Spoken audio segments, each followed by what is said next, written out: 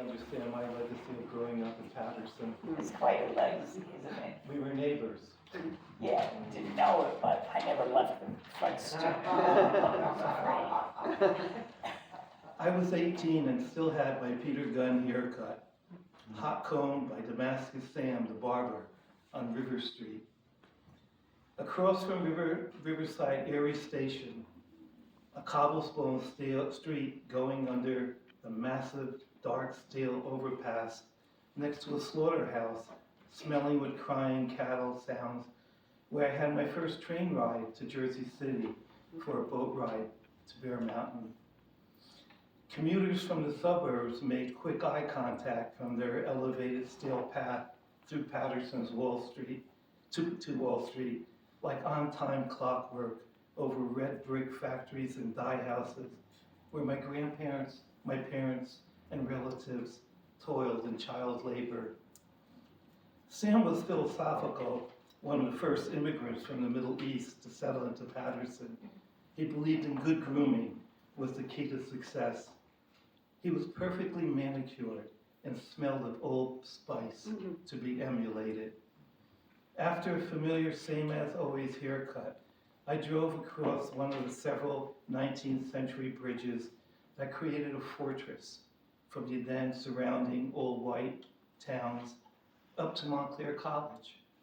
And from the corner of my eye, I glanced at a red-haired, freckle-faced girl. Her presence was like a gypsy, a painting, and she was painting under a tall maple tree with the sunlight reflecting on her easel. It created and I pulled over to see her painting.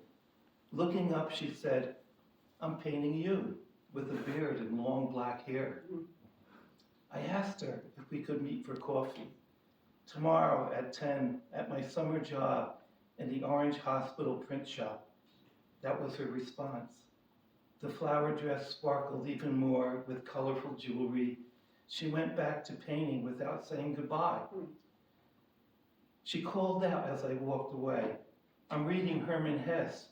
Do you know him?" The next day, I maneuvered myself through the broken glass, the vacant lots, the poverty, and the burnt-out houses of what once was a well-manicured city to get to the hospital.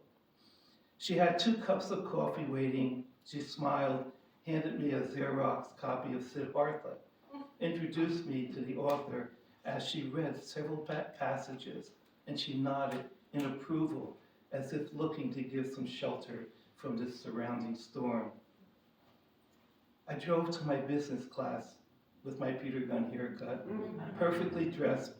The professor saw my copy of the book I was carrying, and he said, "You need to change your major." Everyone giggled, and further, "You don't look good in a business hat. Go away, get your calling." I went home that night. I read my Xerox copy. I switched my majors to philosophy the next day.